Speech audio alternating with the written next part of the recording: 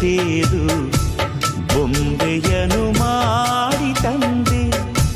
ಮೇಘಗಳ ಮಾಲೆಯಿಂದ ಕೆನ್ನೆಯಲ್ಲಿ ಕಾಂತಿ ತಂದೆ.